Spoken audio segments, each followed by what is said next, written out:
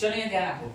સૌથી પહેલા તો આપણે આની અંદર શોધવાનું શું છે તો કે ચોખ્ખા નફાનો ગુણોત્તર. હમણાં તમારે કશું જ લખવાનું નથી, માત્ર હું જે સમજાવું છું એ ફોકસ કરો, લખવા માટે અલગથી ટાઈમ આપીશ. ચોખ્ખા નફાનો ગુણોત્તર ઇઝ ઇક્વલ ટુ, સૂત્ર કંઈક આ રીતે છે કે ચોખ્ખો નફો એના છેદમાં ચોખ્ખું વેચાણ અને એના ગુણ્યામાં 100. આ રીતે તમારું સૂત્ર છે. પણ એ સૂત્રને થોડું ઓર ડિટેલમાં લઈ જઈએ છે કે આ જે ચોખ્ખો નફો હોય છે ને એ તમારે PAT વાળો લેવાનો. કયો લેવાનો? PAT, જેનો ફૂલ ફોર્મ થાય છે પ્રોફિટ આફ્ટર ટેક્સ. અને પ્રોફિટ આફ્ટર ટેક્સ એટલે કે તમારો કરવેરા ચૂકવ્યા બાદનો ચોખ્ખો નફો લેવાનો છે, બરાબર છે. અને નીચે છે વેચાણ અને ગુણ્યા 100. તો સૌથી પહેલા તો આ જે દાખલો જે છે એમાં દાખલા નંબર 5 ના આધારે ગણી રહ્યો છું, બરાબર. કોને આધાર તરીકે લઈને આપણે ગણી રહ્યા છે? દાખલા નંબર 5 ની રકમને આધાર તરીકે લઈને ચાલી રહ્યા છે, એના આધારે ગણીશું.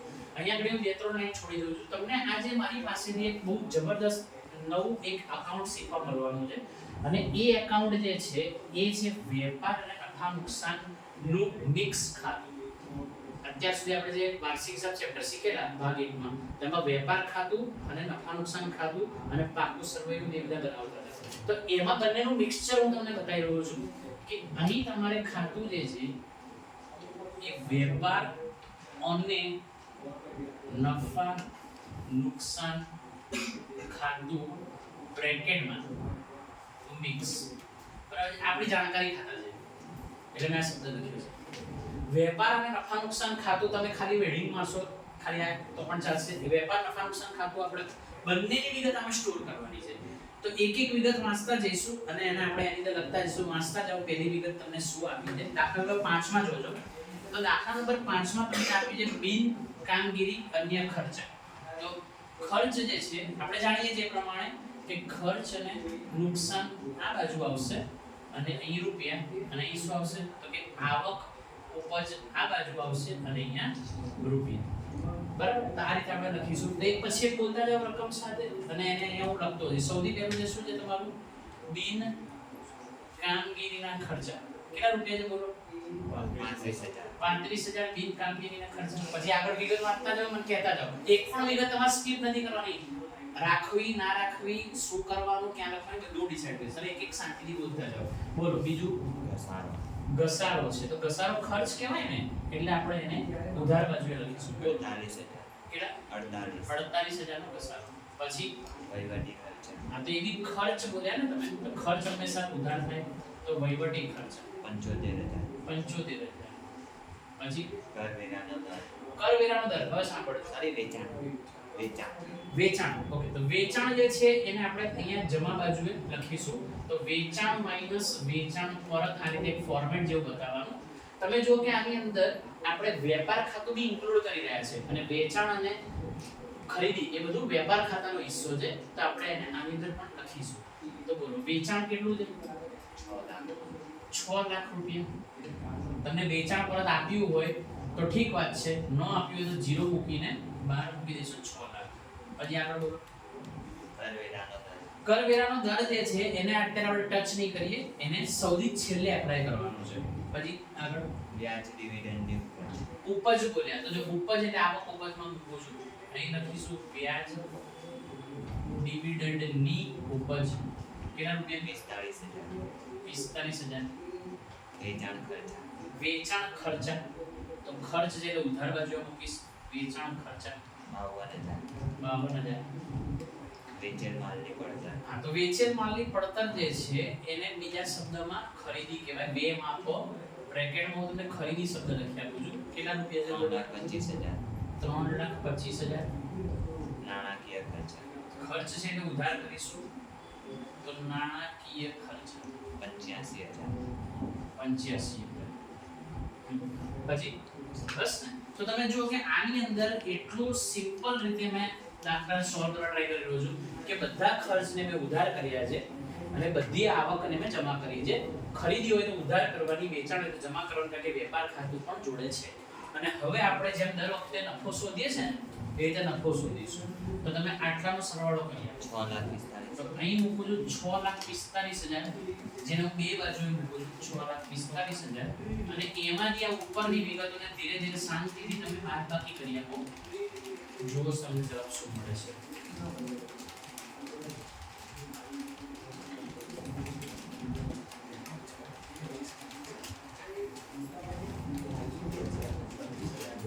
$25,000 જવાબ આવે છે.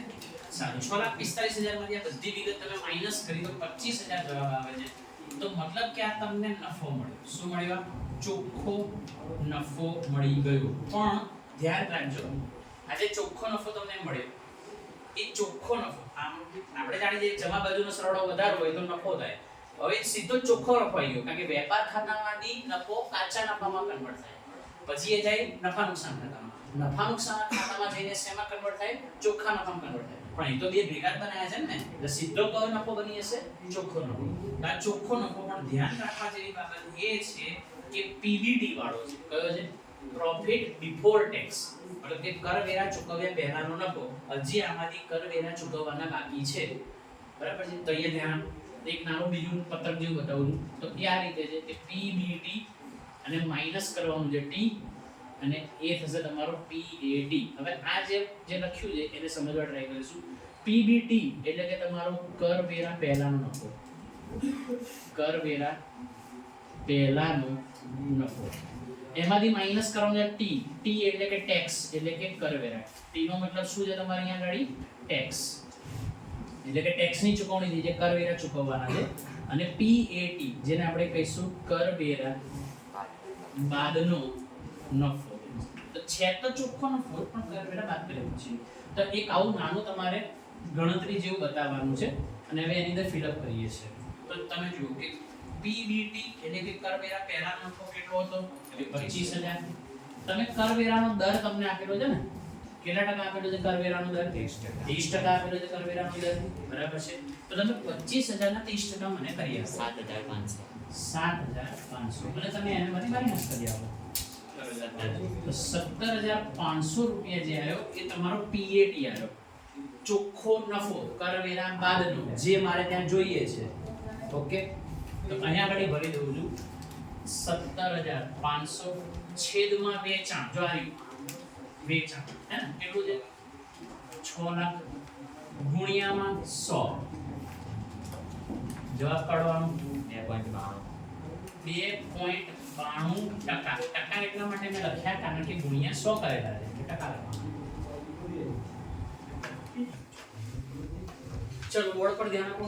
હવે દાખલા નંબર 6 ને આધાર તરીકે લઈને આપણે ચોખ્ખો નફો ગણી આપવાનો છે.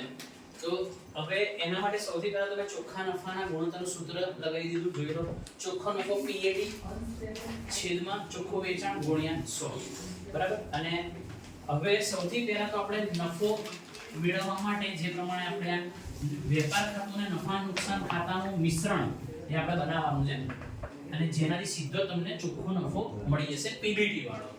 આપણે આનો યુઝ કરીએ છીએ. એક પછી એક વિગત તમે વાંચતા જાઓ. હમણાં વાંચતા જાય, હું ગોઠવતો જઉં. વાંચો. ચલો, પહેલી વિગત વેચાણ. તો ભાઈ વેચાણ જે છે એ જમા બાજુએ આવશે. ભાઈ આવી આદત પાડવાની, અહીંયા ધ્યાન આપો. વેચાણ લખો એટલે તરત એની જોડે માઈનસ વેચાણ પરતને સ્થાન આપવાનું, કારણ કે કોઈ વખત એ વસ્તુ આપે તો તમારે એને શું ટ્રીટ કરવાની છે તમને યાદ રહે. વેચાણ માઈનસ વેચાણ. વેચાણ બોલો 39 લાખ. અને વેચાણ પરત તમને કશું આપ્યું નથી, એટલે આપણે એ મૂકીશું 39 લાખ. ચલો પછી આગળ બોલો.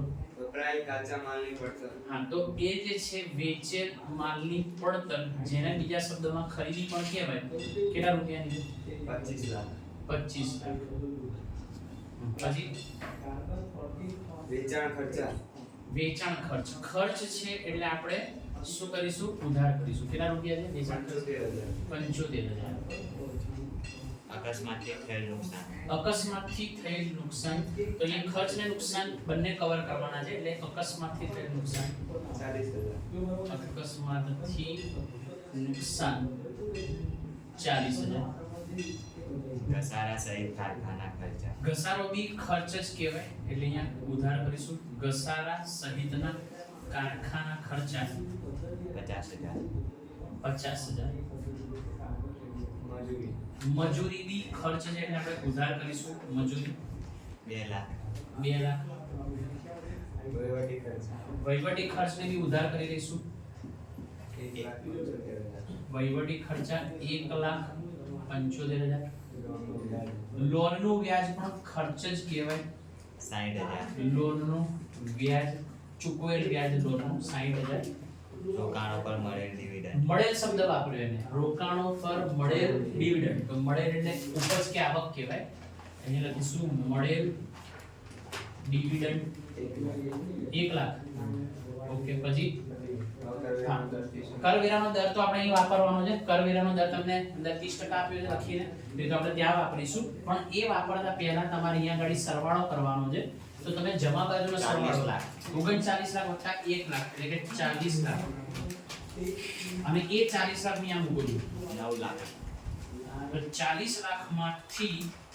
આ બધી જ ઉપરની વિગતો શાંતિથી તમે બાદ કરશો તો તમને અહીંયા 9 લાખ જવાબ આવે છે તફાવત કાઢ્યાનો અને એને આપણે કહીશું ચોખ્ખો નફો એવો નફો ચોખ્ખો નફો પણ તમને ખબર પડવી જોઈએ કે આ ચોખ્ખો નફો જે છે એ પીબીટી છે પ્રોફિટ બિફોર ટેક્સ છે એટલે કે એમાંથી હજી કરવેરા ચૂકવવાના બાકી છે એટલે કરવેરા પહેલાનો છે હવે અહીંયા આપણું જો જુઓ પીબીટી કેટલો મળ્યો છે કરવેરા પહેલાનો નફો તો એ તમને મળ્યો છે 9 લાખ રૂપિયા 9 લાખના 30% કરવાના છે 70,000 તો 2 લાખ ને 70,000 અને બાદ કરી આપો આમાંને આને બાદ 6,30,000 6,30,000 જે જવાબ આવે છે એ તમારો PAT એટલે કે કરવેરા બાદનો ચોખ્ખો નફો આટલો મળે છે અને હવે એને હું પેલા સૂત્રમાં ફિટ કરી દઈશ તો અહીંયા થશે 6,30,000 છેદમાં વેચાણ આ રહ્યું વેચાણ કેટલું છે 39 લાખ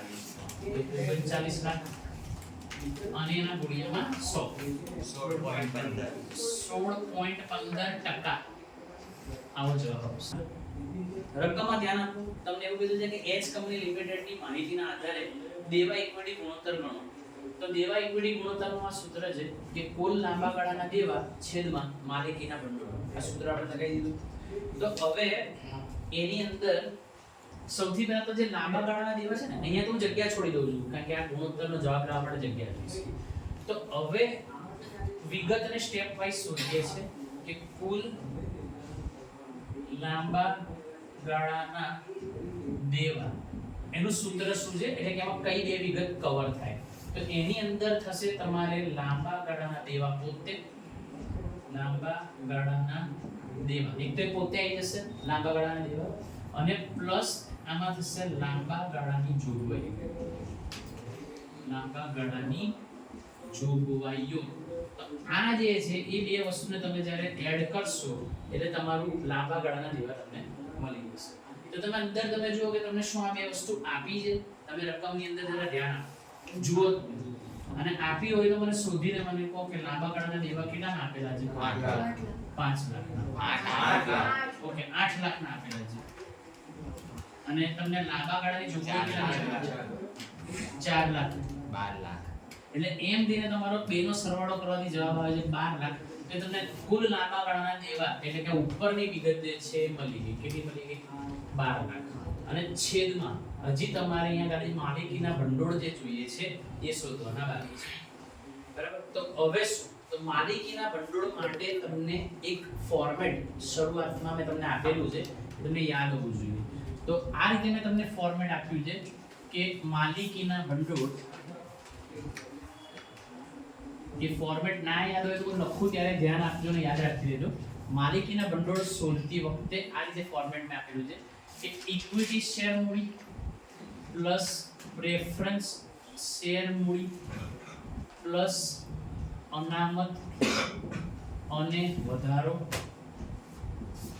બરાબર છે પછી માઈનસ કરવાનું છે નફા નુકસાન ચપ્યા પ્લસ લઈ લઈએ પ્લસ નફા નુકસાન ખાતું જમા બાકી માઈનસ કરવાનું છે નફા નુકસાન ખાતું જેની ઉધાર બાકી અને હજી માઈનસ કરવાનું છે અવાસ્તવિક મિલકતો તો આ જેમ આખું ફોર્મેટ મને યાદ છે માલિકીના ભંડોળનું એ તમને ફોર્મેટ યાદ હોવું જોઈએ બરાબર અને હવે એની અંદર આપણે દાખલાની અંદરથી વાંચીને જે વિગત આવતી હશે ફિલઅપ કરીશું, જે નહીં આવતી હોય ત્યાં 0 અથવા ડેશ મૂકી દઈશું.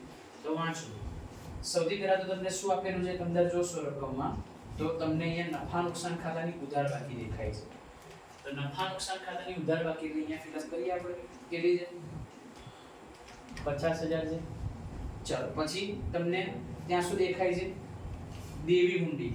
બરાબર છે. તો દેવી હુંડી જે છે એ આપણે તમારા લાંબા ગાળાના દેવા, કુલ દેવાની અંદર લાંબા ગાળાના દેવા અને લાંબા ગાળાની જોગવાઈ. દેવી હુંડીને તમારે ઇગ્નોર કરવાની છે.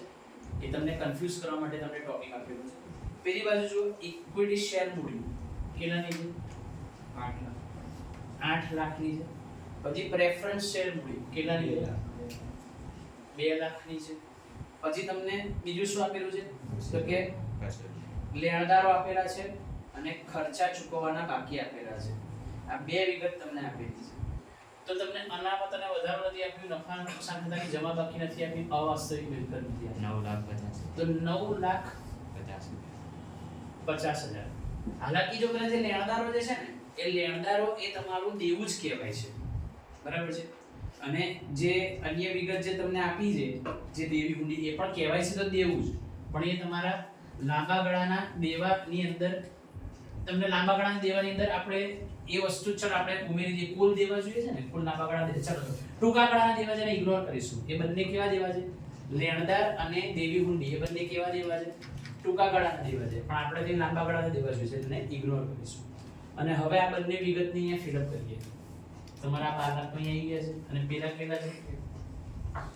9,50,000. આને જેમમાં જવાબ આવશે એટલે અહીંયા પહેલા તો આ 4 મીંડા કટ, આ 4 મીંડા કટ, તો બચ્યું શું? 120 ભાગ્યા 95. તો કરો 95 નો ઘડિયો ચાલે, એનો મીનિંગ એવો થાય. બોલો 120 ભાગ્યા 95 કરો, શું જવાબ આવે? 1.26 જેમ 1. એટલે 95 નો ઘડિયો ચાલ્યો એટલે 95 કા 55 અહીં આવશે 1.26 જેમ 1. ચલો, દાખલા નંબર 10 પેજ નંબર 247. તો એમાં જુઓ તમને વિગતો જે આપી છે પેલા વાંચવા ટ્રાય કરીએ છે. ચાલુ દેવા તમને આંકડે છે 4,50,000. લાંબા ગાળાની જોગવાઈ આપી છે 6 લાખ. લાંબા ગાળાની જવાબદારી તમને આપી છે 8 લાખ અને કુલ મિલકત આપી છે તમને 30 લાખ. આ ચાર જ વિગત તમને આપી છે અને એમાંથી આપણને આ વસ્તુ તો સરળતાથી મળી જશે. જે આપણે કુલ લાંબા ગાળાના દેવા જે જોઈએ છે એ આપણને સરળતાથી મળી જશે. લાંબા ગાળાના દેવા અને લાંબા ગાળાની જોગવાઈની મદદથી તમને સરળતાથી મળી જશે. બંને વિગત તમને આપી છે. તો જો લાંબા ગાળાની જોગવાઈ તમને કેટલાની આપી છે? તમને તો કે 6 લાખ રૂપિયાની આપી છે. અને તમને લાંબા ગાળાના દેવા એને જવાબદારીઓ કહેવાય. લાંબા ગાળાના દેવા એટલે જ શું? એ તમારી જવાબદારી. અને એ કેટલી આપી છે તમને?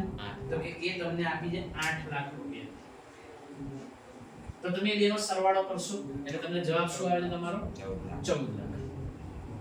ચલો, એ આન્સર આપણને મળી ગયો. એટલે કે જે આપણે ઉપરનો જે આન્સર જે જોઈએ છે એ આપણને મળી ગયો 14. પણ હવે જે આ જે માલિકીના ભંડોળ જે છે એ તમને શોધવા માટે તમે આપણું બધું જે ફોર્મેટ છે, ઇક્વિટી શેર મૂડી, પ્રેફરન્સ શેર મૂડી, અનામત, એ વાળું જે ફોર્મેટ છે એની રિલેટેડ કોઈ વિગત આમાં આપણને દેખાતી નથી. જ્યારે બી આવી પરિસ્થિતિ થાય તો તમારે આવી રીતે ફેસ કરવાની કે તમારે એક પાકું સર્વે બનાવવાનું. અને પાકા સર્વૈયામાં આ કંપનીનું પાકું સર્વે છે. એટલે અહીં આપણે શું લખતા હોઈએ છીએ? મૂડી. તમને બધી જગ્યા પહેલા તો યાદ કરો કે આમાં અગત્યની વિગતો કઈ કઈ છે, તો અગત્યના હેડિંગ કયા કયા છે. તો અહીંયા આવે મૂડી, બરાબર છે. પછી આ બાજુ આવે તમારા દેવા. આ બાજુ અહીંયા તમારું હેડિંગ હોય કે મૂડી દેવા અને આ બાજુ શું હોય તો કે મિલકત લેણા. તો પહેલા તો હેડિંગ સમજીએ. તો મૂડી આ તો કંપનીની તમે વાત કરી રહ્યા છો ને, તો મૂડી બે પ્રકારની હોય કે ઇક્વિટી શેર અને પ્રેફરન્સ શેર. અને પછી અહીંયા આગળ તમે જો વાત કરો તો દેવા છે, તો દેવા બે પ્રકારના હોય, લાંબા ગાળાના દેવા અને બીજા કયા હોય તો કે ટૂંકા ગાળાના દેવા. લાંબા ગાળાના દેવા અને ટૂંકા ગાળાના દેવા. દેવા બે પ્રકારના હોય. બીજી મિલકતની વાત કરીએ. મિલકતની અંદર આ બાજુ બે પ્રકારની મિલકત હોય છે, જેને આપણે કહીએ છીએ લાંબા ગાળાની મિલકત, જેને આપણે કહીએ છીએ કે સ્થિર મિલકત. સ્થિર મિલકત અને અહીં આપણે કહીશું ચાલુ મિલકત, અને જેનો સરવાળો આપણે લઈએ છીએ શેમાં તો કે કુલ મિલકત. અહીંયા આવશે કુલ મિલકત. તો પહેલા તો આટલા હેડિંગ તમને ખબર હોવા જોઈએ. આમાં કોઈ આપણે એક્સ્ટ્રા ઓર્ડિનરી નોલેજ યુઝ નથી કર્યું. દેવાને દેવા બાજુ રાખ્યા છે, લાંબા ગાળાના ટૂંકા ગાળાના. દેવા દેવા બાજુ છે. મૂડી જે છે એ મૂડીની અંદર આપણે કીધું કે ઇક્વિટી શેર અને પ્રેફરન્સ શેર આ કંપનીનું પાકું સરવૈયું છે. તો આમાં મૂડીની અંદર ઇક્વિટી ને પ્રેફરન્સ શેર એને જ મૂડી કહેવાય અને એને જ માલિકીના ભંડોળ કહેવાય. આવી છે તમારી સ્થિર મિલકત અને ચાલુ મિલકત. તો આ રીતે પેલા બનાવી દેવાનું. હવે અંદરથી વાંચતા જવાનું અને આમાં ફિટ કરતા જવાનું કે શું શું આપેલું છે. તો તમે જો અંદર શું આપ્યું પહેલા તમને તો કે ચાલુ દેવા આપેલા છે. ચાલુ દેવાનો બીજો મતલબ થાય ટૂંકા ગાળાના દેવા. એનો મતલબ થાય ચાલુ દેવા. તો તમને ચાલુ દેવા કેટલા આપેલા છે તમને? 4,50,000. પછી તમને શું આપ્યું છે તો કે લાંબા ગાળાની જોગવાઈઓ અને લાંબા ગાળાની જવાબદારીઓ. તો તમારું લાંબા ગાળાના દેવા એની અંદર બંને વિગત આવી ગયેલી આ this plus this બંને આવી ગઈ એટલે સીધું આઉટ આઈને ત્યાં મૂકી દઉં છું. કેટલું છે તો કે તમારું છે 14 લાખ રૂપિયા. એમાં બંને આવી ગયું. આના બંને તમારે બેને સેપરેટલી એની હેડિંગ નીચે બેને સેપરેટલી લખવી હોય તો લખી શકાય. અમે ડાયરેક્ટ અહીંથી લઈ લીધી ત્યાં. બરાબર એ જ વિગત. અને પછી તમને આપી છે કુલ મિલકત.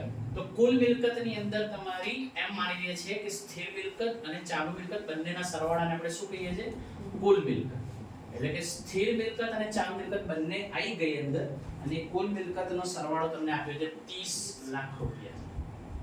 એટલે એમાં આ પણ આવી ગઈ છે અને આ પણ આવી ગઈ છે એમ ઇમેજિન કરીને ચાલી રહ્યા છે આપણે. તો હવે તમે જોજો કે અહીંયા થઈ શું રહ્યું છે. તો આટલું લખાણ લખ્યા પછી આપણે જાણીએ છીએ કે પાકા સરવૈયાનો બે બાજુનો સરવાળો હંમેશા કેવો હોય? સરખો હોય. આ વસ્તુ આપણે જાણીએ છીએ. તો એ નિયમને આપણે ફોલો કરીશું. તો આ પાકું સરવૈયું છે તો એને બે બાજુનો સરવાળો જો અહીં 30 લાખ હોય, આનો સરવાળો 30 લાખ હોય. ચલો આપણે તમને એવું આપ્યું નથી પણ હું તમારી જાણતા અહીંયા ડેશ મૂકી ખરાબ લાગે તો હું અહીંયા ગાડી આ 15 લાખની છે એમ ઇમેજિન કરી લઉં છું ને આ 15 લાખની છે એમ ઇમેજિન કરી લઉં છું. એવું મેં કીધું નથી, મેં મારી રીતે લખી છે. તો તમારી પાકા સરવાળાને બે બાજુનો સરવાળો સરખો હોય તો હું આને અહીં મૂકી શકું. આ સરવાળો અહીં હોય ને તો અહીં મૂકું છું 30 લાખ. અને હવે ધ્યાનથી જોજો આમાંથી હું આ વિગત અને આ વિગત બાદ કરીશ તો મને શું આનો જવાબ ના મળી જાય? મળી જાય ને. તો કરો 30 લાખમાં 4,50,000 ને 14 લાખ તમે બાદ કર્યા તો જવાબ શું આવ્યો તમારો? 11,50,000. અને એ જે હતું એમાં ઇક્વિટી શેર અને પ્રેફરન્સ શેર બંને આવી ગયા એમ માનીને ચાલીશું અને એ અહીંયા ગાડી છે તમારો તફાવત 11,50,000. ને આ જે શોધ્યું ને એને જ માલિકીના ભંડોળ કહેવાય. બરાબર. આજે તમે મૂડી જેને કહો છો એ મૂડીને જ આપણે શું કહેવાય? માલિકીના ભંડોળ. તો પાકા શેરની મદદથી પણ તમે આવી રીતે માલિકીના ભંડોળ સુધી પહોંચી શકો. અને હજી દાખલો પત્યો નથી, આપણે એ લાવવાનો છે ને જવાબ એમાં મૂકીએ. તો અહીંયા ગાડી માલિકીના ભંડોળ છે 11,50,000. તો તમે પહેલા તો મીંડા કટ કરો. તો આ મીંડા ગયા 4 અને અહીંયા બી મીંડા ગયા 4. તો કેટલું થયું? 140 ભાગ્યા 115. તો શું જવાબ આવે છે? 1.22. એટલે 115 ઘડીઓ ચલાવ્યો એટલે ભાગ્યા અહીંયા આવ્યો 1 અને અહીંયા આવ્યો 1.22. એટલે કે 1.22 જેમ એક આન્સર મારો નીકળીને આવે છે.